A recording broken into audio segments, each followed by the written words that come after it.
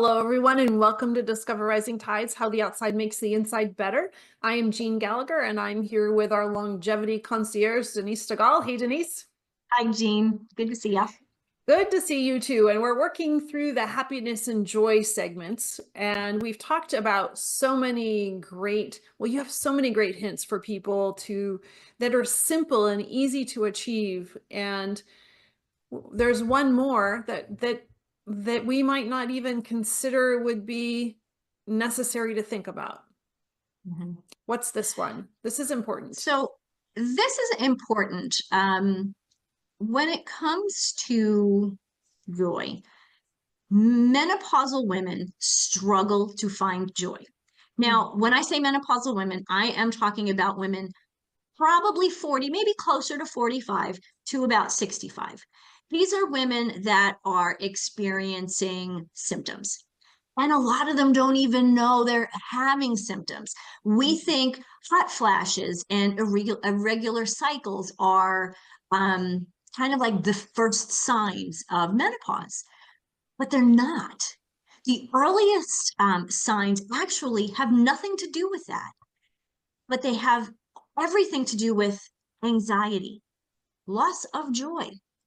Why? Mood swings, irritability, the night sweats and things that happen. Yeah, that really does happen.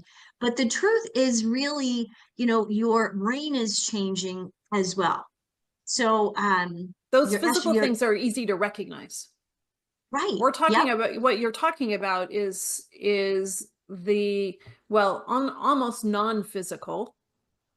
It's mental, right? But it's non-physical. So we're not sweating. We're not doing all of these things that we go, oh, that's what it is. Oh, that super sucks. Right. It's our habits are changing, and what we consider normal is different than what it was 10 years prior. Right. And the anxiety and the mood swings, that actually is a perimenopausal. Those are really perimenopausal symptoms. So a lot of times, especially nowadays, women are having children a little bit later, right? Not so much in the Midwest where I live, but all of my friends on the coasts, they had children later.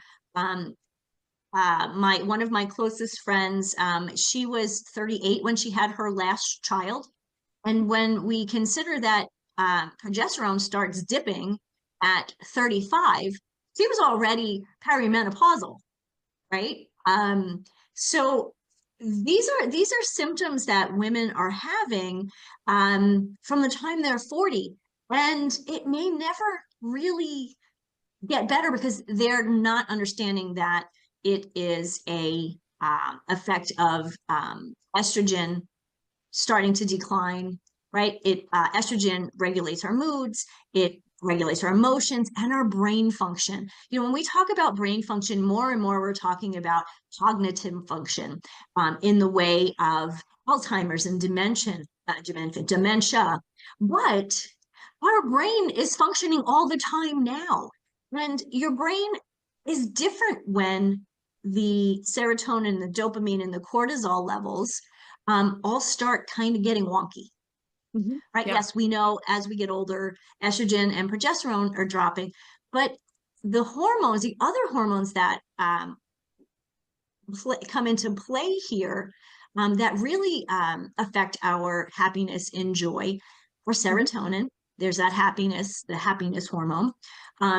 Dopamine, which is a motivational booster. This is one of those that kind of drives us to do the things that we loved. And we've talked about that in another segment where, someone doesn't even know what they like to do anymore. Yeah. That's not just something that, it's actually a physical thing that's happening to them because they may know, but they just don't have the drive that they used to have. The other one, of course, is cortisol. Estrogen kind of keeps cortisol in check. So if that's dropping, your cortisol levels are kind of bouncing around, but they're getting higher and higher. And again, as we go through menopausal years, that's when the sweats come in, and the erratic sleep. And if we're not sleeping, our cortisol levels are going up even more. If your stress hormone is going crazy, is going through the roof, it's really hard to find a place where happiness and joy lives. That makes sense. And this is an important topic to touch on for people to hear, because there's more conversations about menopause than there ever has been. However, when you're connecting the happiness, joy piece to it, doesn't usually come into conversation. No, and it's absolutely connected. And this is one of the challenges that most of us have when we go to a doctor. Even our OBGYNs, they're not trained in menopause. You know, They're not trained they in hear happiness. they're definitely not trained in happiness. Let's be real. You know, a doctor's job is to fix you when you're broken, Right. right? And if there's something like your mood, and you know, make possibly some anxiety, they want to fix that, right? And how do they fix that? They fix it by giving you an antidepressant. And if you've ever read the package insert of an antidepressant, years ago I worked for Eli Lilly Pharmaceuticals, and I sold Prozac to physicians. I guess I didn't really sell it. I offered it. That was my job. Right? Prozac was one of the products that was in my repertoire. And for those people who have true diagnosed depression and anxiety, these are great medications.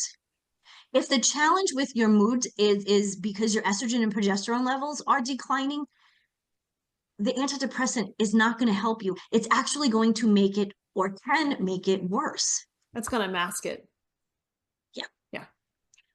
So any of that unexplained and anxiety, I've never experienced the anxiety piece. Like, that's not something. My sister, on the other hand, every now and then she'll say, you know, like she kind of felt like she was having a panic attack. And I was like, why?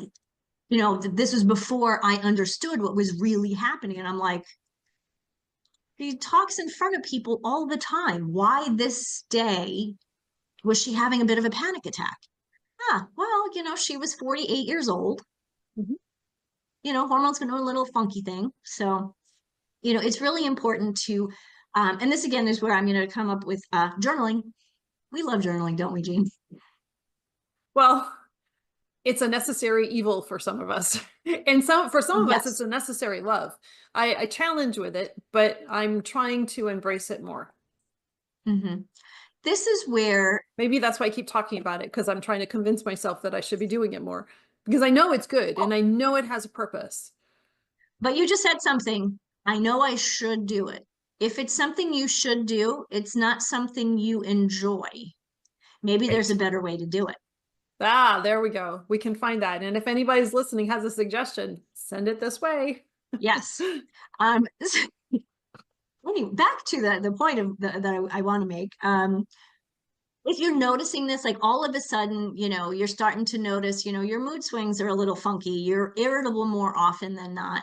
You have your loss of motivation. You know, your joy is just gone, and you feel disconnected to the people you love and the things that you enjoy doing.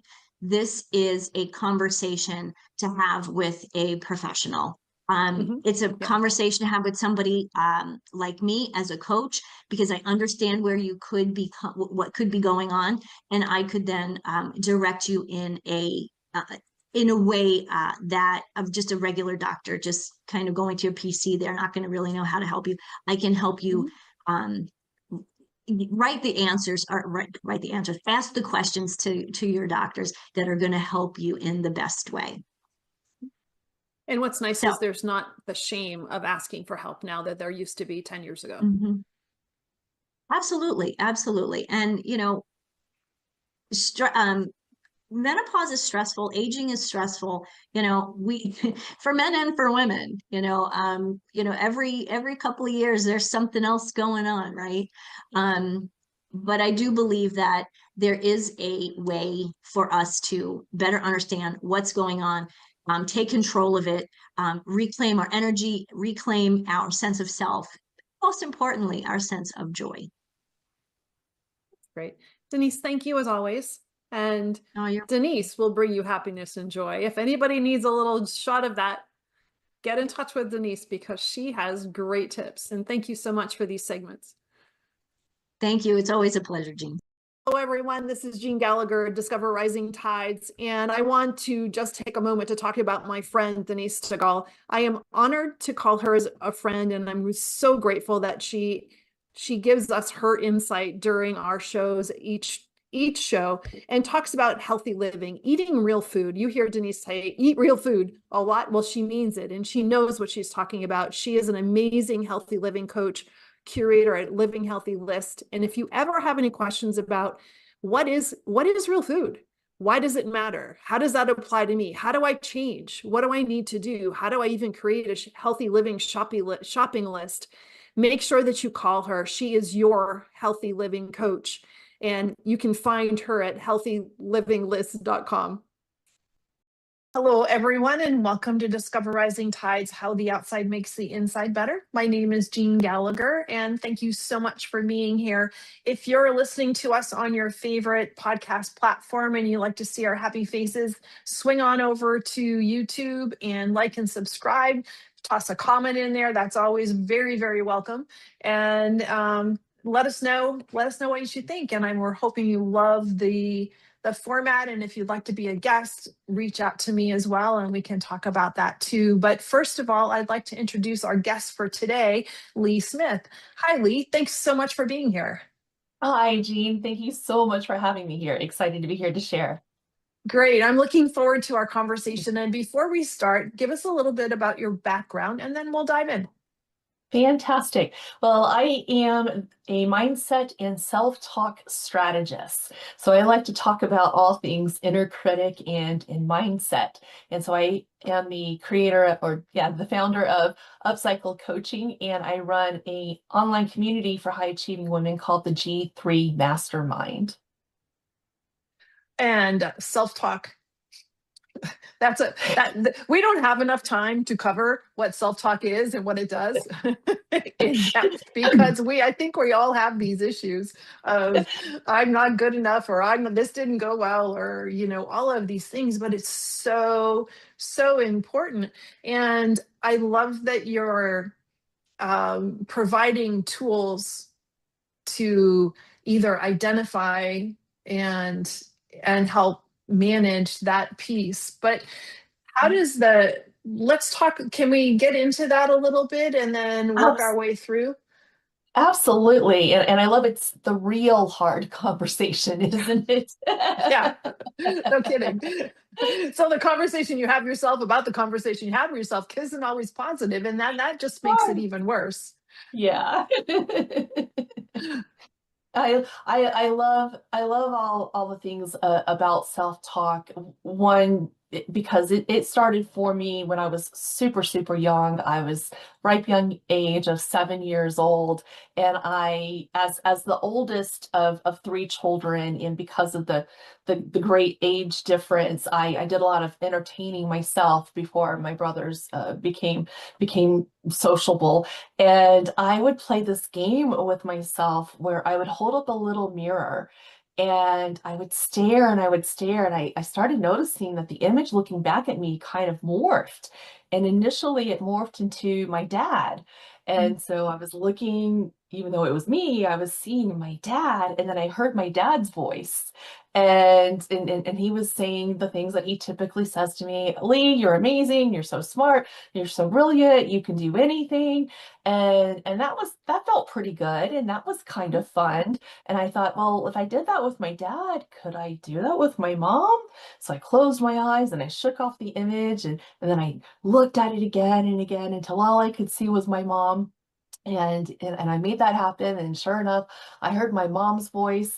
And I love my mom dearly, but she was definitely a tiger Asian mom growing up. Mm. So it was a lot of, why can't you do that right? When are you going to be good enough? You missed a spot. Why can't you be like so and so?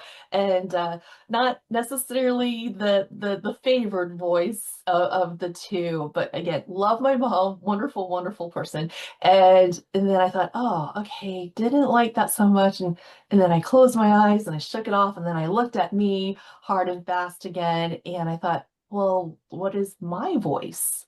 Mm. And so I sat in silence staring at myself. And then I started hearing my voice. And it was saying things like, I am lovable and capable, and I'm a good friend, and I like Saturday morning cartoons and things like that. So I started hearing my own voice, and I thought, do I like the sound of it?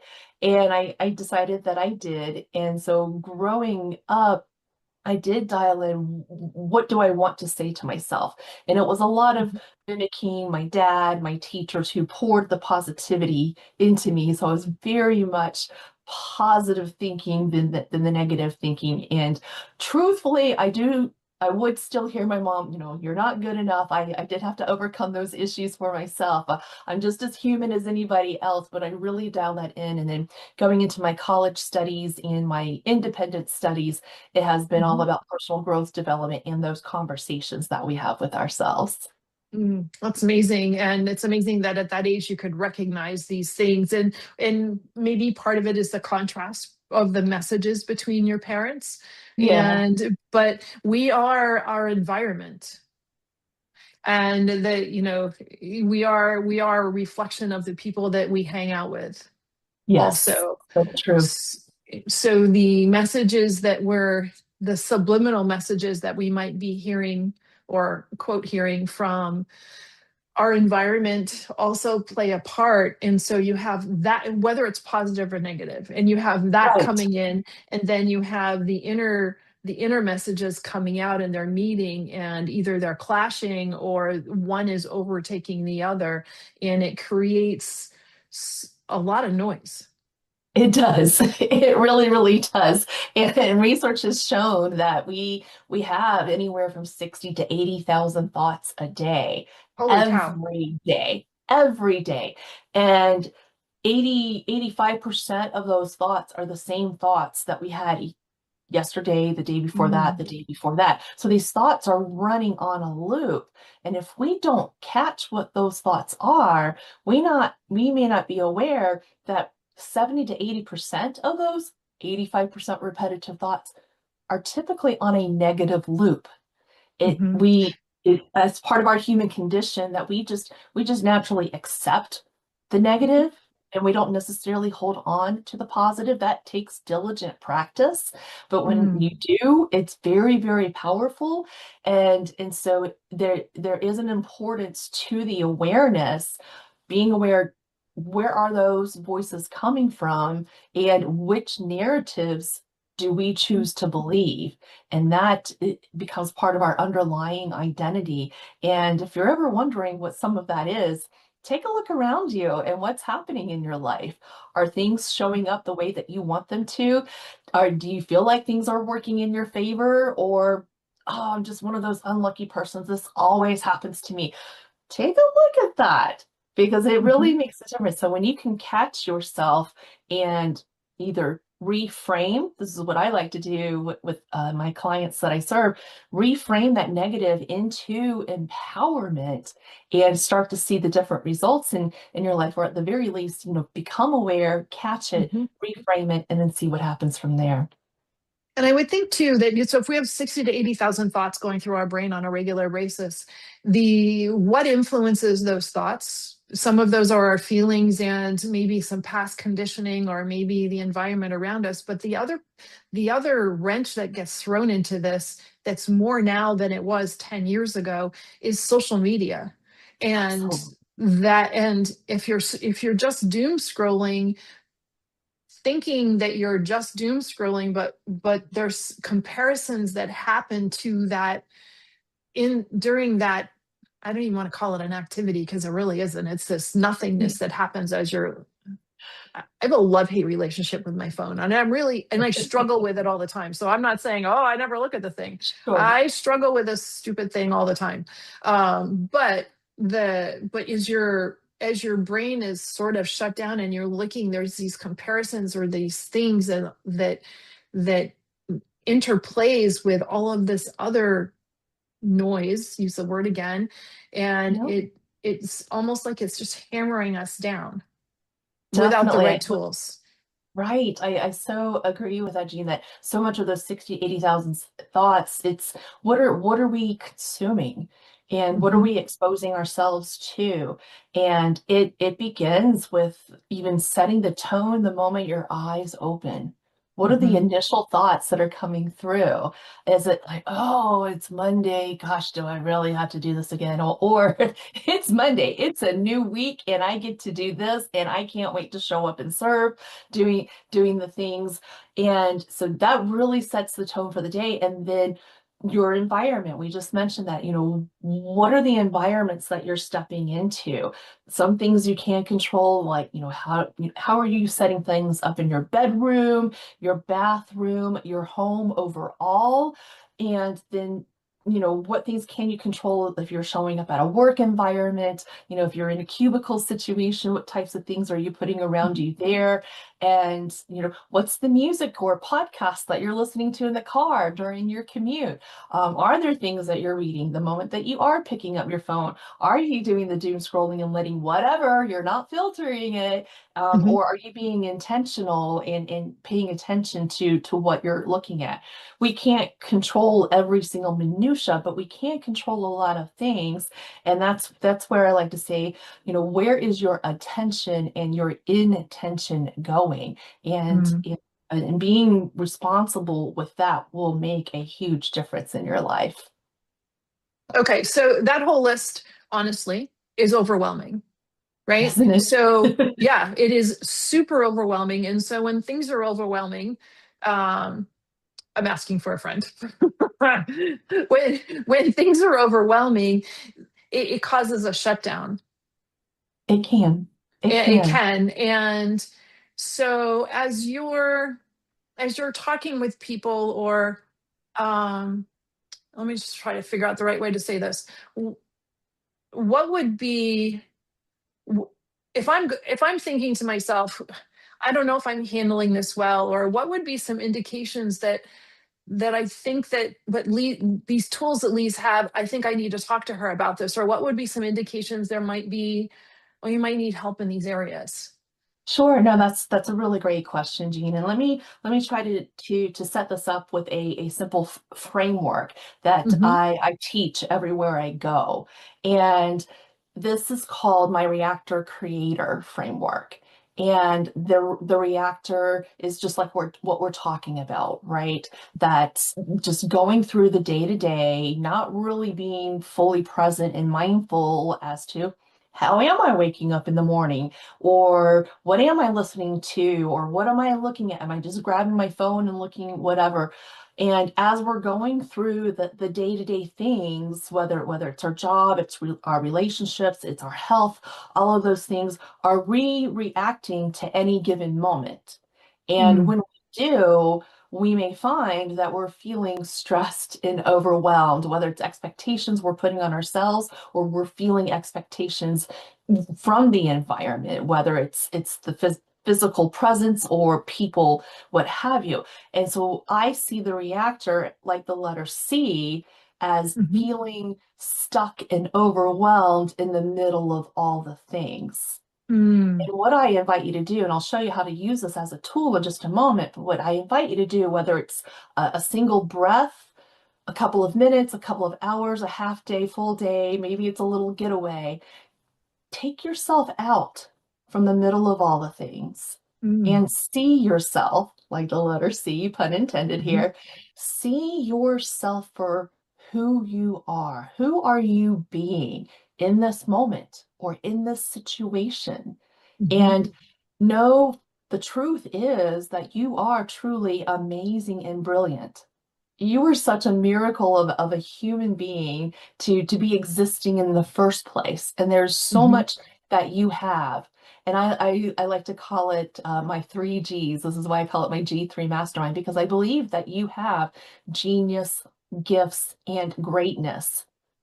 And that can show up in loving yourself. That can show up in your relationships around you that matter most. That can show up in the work and the way that you express yourself in the world. And when you understand that amazingness and that brilliance, those 3 Gs, and you see yourself first, Mhm. instead of all the other things in life, when you do that, that's where the magic and the transformation happens. And then everything aligns and you can see what becomes important, what matters most. You can see the boundaries you need to set, where you're paying attention to what am I consuming, or where are areas of my life that I need to say no to so I can open up to more yeses and create the day, the week, the year, the life, the business, the relationships that I truly desire. So you're transforming from the reactor into the creator. Now, Well, that's a you great visual, by the way, because thank you. it's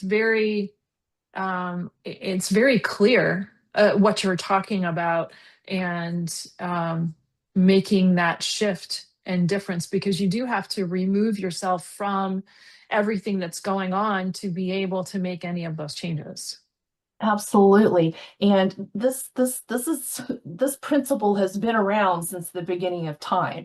And we hear it from our amazing thought leaders like Tony Robbins and Mel Robbins, some of my favorites, Brenda Bouchard, Jim Rohn. And they talk about how we have a superpower of choice, that in any given instant or circumstance, whether it's internally, externally, or maybe a little of both, we can't control everything around us. And so we may Mhm. find ourselves reacting to the situation, or if we take just that half a beat, we can choose the response. And that's where I said we can use this as a tool. If at any given moment, as you're staying mindful and present to the moments in your life and something happens and maybe it's disrupting you, interrupting you, or it may be something that just catches you off guard, can you stay aware enough to ask yourself, maybe as you're taking a breath, asking yourself, am I reacting or am I creating the best version of myself in this moment?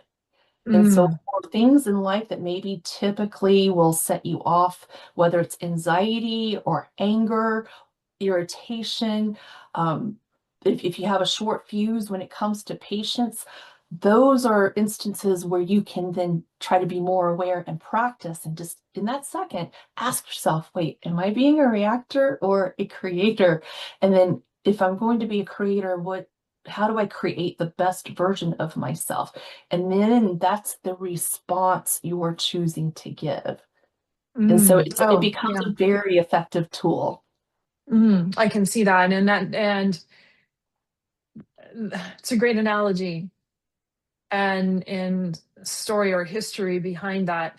And as you're working with clients, do you see what resistance shows up? Definitely, like, but this is just who I am. And it's like, no, this is who you are choosing to be. So Hmm. if you, again, find yourself someone who is maybe short on patience in your relationships, you can see your behavior when you're driving on the road, right? If when someone cuts you off, because you can't control the other drivers on the road, when someone cuts you off, what's the immediate response there? And can you observe that behavior? No judgment. If you're Hmm. someone, telling somebody else they're number one, you slam on the horn, or you then, get up really close, those behaviors are very reactionary behaviors, right? Can you catch that behavior and without judging it, oh, I'm such a horrible person because I do that? No, let's not do that. Let's just say, oh, I noticed, yeah, when somebody cuts me off, this is my typical behavior. pattern, and then we can Mhm. change the pattern. And it takes a diligent awareness and then practice to create the change, but that change is possible. And we can use that in any situation in how you show up in life. And many times, yes, the resistance is of, oh, this is just who I am. No, not so much. Let's dig deeper on that. If things are showing up for you in like often with women that I work Mhm. with, they're in high level positions of leadership where they're leading a team. And maybe somebody is giving them the plate, and and you're being asked to step up to the plate, and maybe it's something you haven't done before, it's a new environment. Then their imposter syndrome tends to come up more Mhm. often than not. And oh my gosh, are people going to see through me that, oh, maybe I'm not fully ready for this. This is something that my superior asked me to do, and I'm just trying to do the best that I can. Mhm. Or going into, again, something new and unknown. Or I love public speaking, but I know that's not something that people love to do, and they start the fear and resistance there. Well, look, again, that's all reactionary Mhm. responses. Let's take a step back and look at what is it that we want to create. Do we want to create an amazing experience or a wow experience? Or I want to create this opportunity for my audience, whether it's a team, a spouse, my children, or Mhm. an actual live audience, to walk away with a certain feeling or a certain takeaway. Then let's focus on that and then take a step back. How do we reverse engineer these things? And then to align with that, what does the self-talk need to be to make that Mhm. possible? Oh, I'm going to Mm. lean in and I'm going to trust myself because I really am competent and capable. And that is what I'm going to bring. And because this is what I want the audience to take away, this is how I'm going to deliver it. So I'm creating that opportunity to make that happen. Yeah.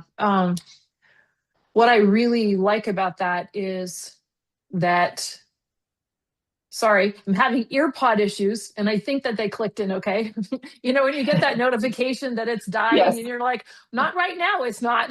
There So there's my reaction. you go. And I think I created a solution There because the you case go. was nearby. So uh, this is real life, folks.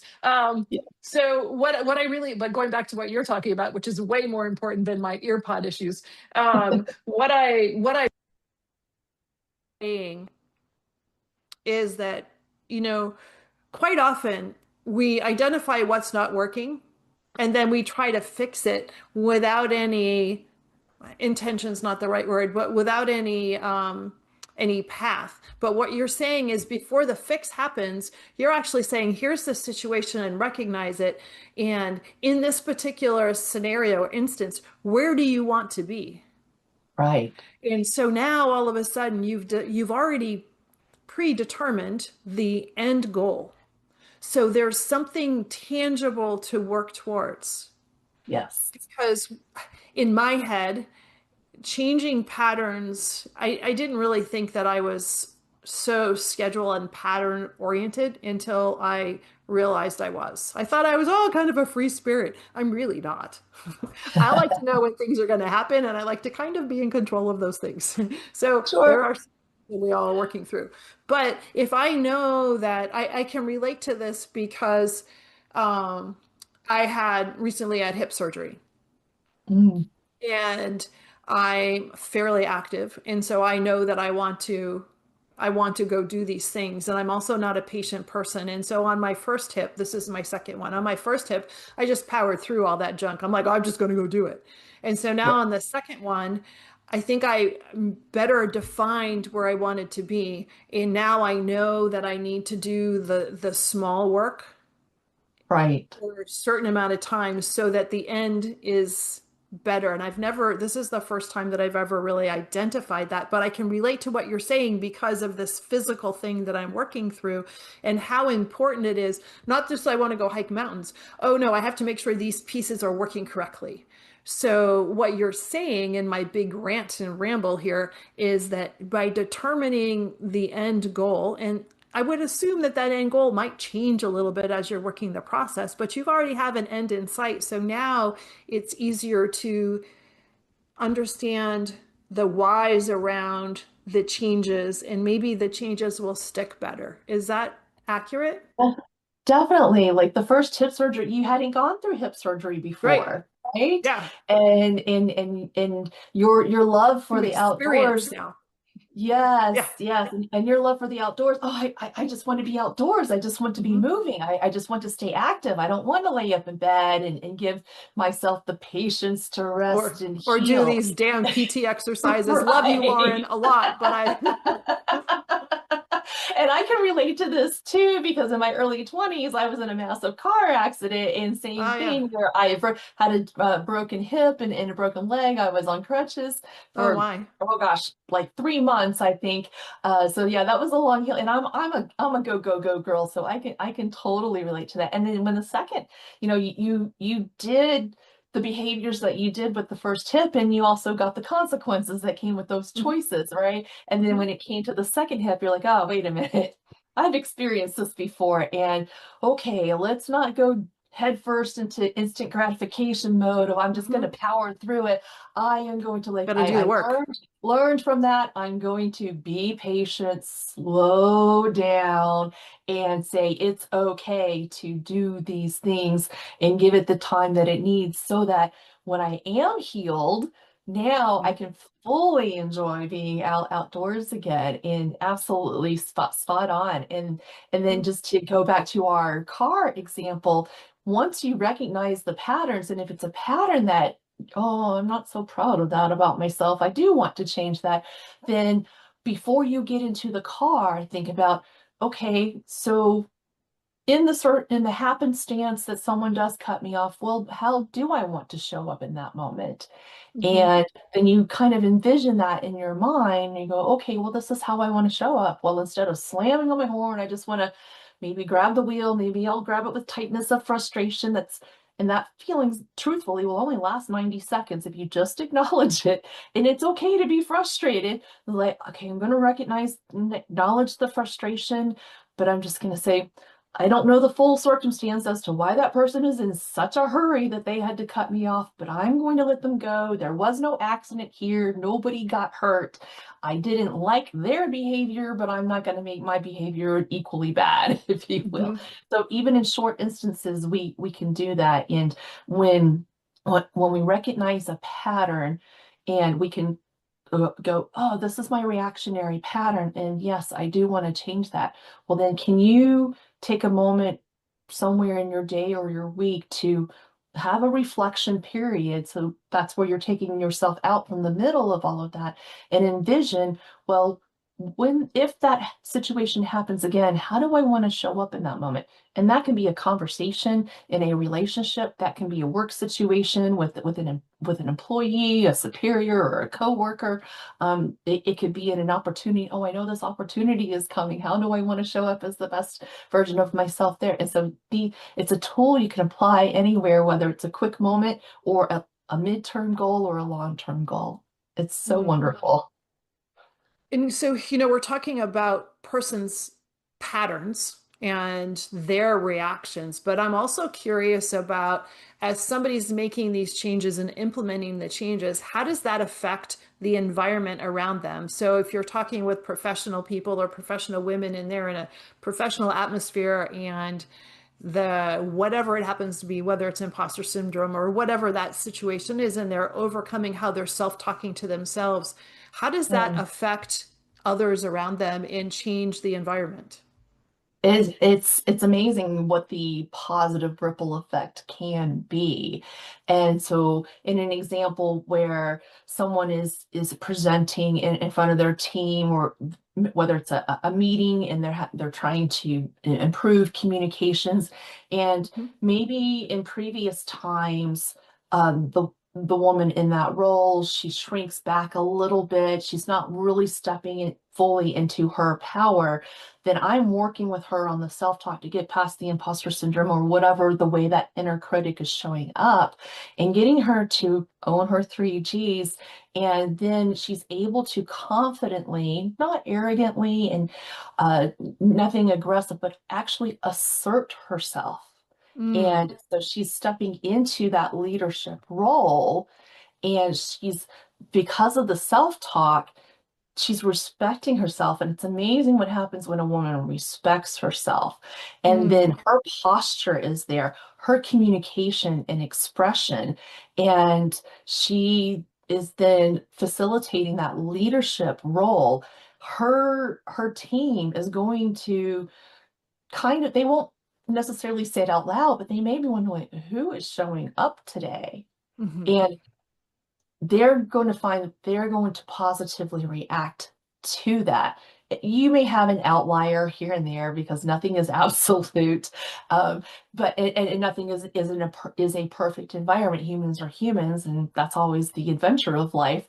But you're going to find that the team will respond positively to you, whether you're going to have better communication or you're going to have better collaboration, and that positive energy will emanate, and you'll see that not only in the interpersonal relationship, but you'll see that in the productivity of the results too. It can be very, very powerful. And then it becomes what we call like the competence confidence loop, like, oh, I showed up that way, and knowing that that's your intention, observe, what is the reaction that's happening? And you'll notice that positivity. And it's like, oh, well, let's go do that again. It's like, okay, that came from owning my power. Go own your power again, positively assert yourself. And it continues, and it compounds positively. And in life, it can work just negatively too, right? If you go in with the self-doubt, well, it's going to show in your posture, whether, it may be hunched over shoulders, a little bend there, and maybe the words don't come out as smoothly and or confidently. Yeah, it doesn't come out confidently. And so the team is going to react too, like, okay, she doesn't really know what she's talking about today. Okay, so does this really matter that we do this or we don't? Or the attitude is less than, right? And then that kind of downward spirals. And it's like, oh, see, I shouldn't have taken this leadership role, or see, what I believed about myself is true. And it's like, okay, let's get back to the foundation of what is that self-talk, and then stepping into that power. And yes, it does create a wonderful positive ripple impact. And one word you used, and I never even thought about it, but I think identifying that again is important for the conversation. You said self-respect. Yes. And that's really interesting as we're talking about improving in all these areas and the negative self-talk. I honestly didn't think about how that changes our self-respect. An interesting concept. Yeah. Yes. And I then learned how that visual it is when that changes. Yes, I learned that in my observation with my marriage. A handful of years back, I was in a lot of conflict with my husband, a lot of conflict, and there was a conversation where my self-respect was challenged by him, and I realized, wait, my self-respect is a little bit higher than the respect it seems like I'm receiving from him. And because I wanted to create the change, I recognized I needed to do it in me first. Like I don't need my self-respect to be high one day, low the next. I don't want this wavering. I want to be standing on solid ground with myself. And in doing that work, which was a lot of conversations with my self-talk, and really paying attention to that, when I focused on that, and then I found that foundation for myself, and I stood in that power as a wife, as a life partner, then he began to create changes unconsciously. And then from there, we were able to heal the relationship and then bloom it again, and because of that work. And then we had conversations where I could really talk to him about what was really happening behind the scenes. And he was kind of blown away by it all. And but the end result is we're madly in love with each other again. Wow, what And a wonderful story. Because and it it's could have, without the right tools, it could have gone in the other direction. oh gosh, definitely. Absolutely. And so, that's why I'm such a big believer of like, look, this, it starts the relationship with yourself. And then Mhm. this can be used as a tool for positive impact in relationships with the ones that you really care about. It can be relationships at work, and then how you show up in the world. So it's a truly powerful tool.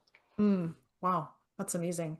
So what do you find, who's your audience or who are you helping typically? Yes, it's a lot of mirror images of me, funny to say, right? So a lot of women like myself, we're high achievers, we're go-getters, we have attained success in the world on Mhm. many levels, and yet internally there was that struggle.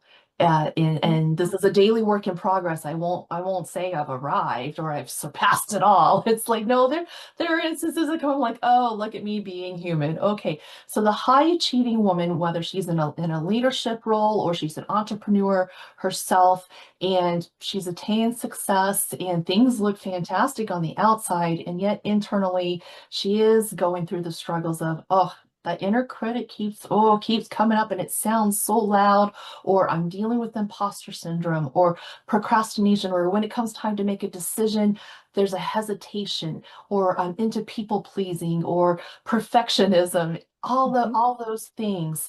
And it's not allowing them to fully step into the power that is theirs, and shining in the best way possible. And they're ready to make that change. And that's where I invite them into my G3 Mastermind. It's an online community where we can work through those in a mastermind setting or a hot seat setting. And we create the breakthrough. And because these things, even for myself, come up again and again, it's an ongoing work. And so here Mhm. you have a community of women who are very supportive of one another. So we connect, we collaborate, and we certainly celebrate one another in that community Mm. too. That's wonderful. So they're having the community of others that are going through that, but also they're walking away with the tools to help themselves when they're not in community. Yes, Yeah, exactly. that's fantastic. And so how do people find you, Lee? Yes, thank you. The best way to find me is going to g3mastermind.com. Okay. And you have an offering as well. I do. So since my one of my passions is all about the self-talk, I have put together a positive self-talk guide. It's a PDF that I call "Don't Say That, Say This." And so it has one side, it has the typical negative things that we say to ourselves. I'm stressed, I'm overwhelmed, I'm trying, it's so hard, all those things. And then what are the positive reframes that you can say instead? So it's something simple that you can have in front of you, and then when you catch a thought, oh, there it is. Okay, here's the positive reframe, so that you can have something there to guide you to repeat that again and again. And that can be found at rewriteyourselftalk.com. And you'll get that free PDF, and I'm happy to share that with you. Wonderful. So we have g3mastermind.com and then rewritetheselftalk.com. Rewriteyourselftalk.com. Rewriteyourselftalk.com You got for it. the free gift. Wonderful. Yes. Lee, this has been a pleasure. And I thank you so much for sharing. And thank you so much for what you do because we all need a piece of you in our life. Well, thank you. I'm happy to show up for you. And if I may, I just want to share a story around Yes, one of my please. my favorite clients, and we're just going to call her Jay. And Jay worked in a leadership position for a very large corporation. And when she first we worked together online, it was not an in-person session, but we worked Mhm. together online. And the first time that she showed up with me, she was like a little mouse. And I just thought, oh honey, I'm like, there's so much to you. And I thought, how do you not see this? There's so much to you that we got to explore in conversation. And working together, we examined the self-talk because I need to understand, where are you right now? Okay, now let's look at where do you want to be? And she would come to me, she said, Lee, she's like, I had a one-on-one situation with one of my team members, and normally I would say something quick, short, and maybe a bit stern and walk off and just continue to do my thing. She said, but this time, she said, because you would talk to me through my self-talk and my self-respect, I stood there confidently and assertively, and I listened. And then I created the best response in that communication. She said, and the results that I got from that team member was better relationship and better productivity and working together. She said, before that, I would hate those kinds of confrontations. And now I welcome the opportunity, because not only does it let me shine, but then I'm giving the space for that team member to shine as well. So that was just a wonderful That's improvement. impactful. Thank you for sharing. That's really impactful. And what a great analogy or picture, because I think that we can all relate to that in situations where, geez, I know I could have handled that better, but I don't know how that is. Yeah. Wow. Your work is important. It is. Thank you. Thank you. Thank you so much for listening today. Today's show is sponsored by Seaside Solutions, my financial services company. As a business owner, it's easy to be pulled in many different directions, and often taking care of yourself plummets to the bottom of the list. For me, I find myself outside to reground. My time outdoors helps me manage my day more effectively and be more present for my clients. Through this, Discover Rising Tides was born. At Seaside Solutions, we truly believe that education is the foundation of financial wellness. Our primary focus is to provide guidance that is designed to help you achieve your long-term financial goals and visions. Working with a plan allows space for doing more things that you love, like being outside to make the inside better. If I can help you create or realign your plan, or if you would like to be added to my weekly newsletter, please let me know. This week's topic was 5 ways to set more achievable goals. Your referral means the big, beautiful world to me, and if I can help, please let me know. And thank you so much for listening, and see you next time.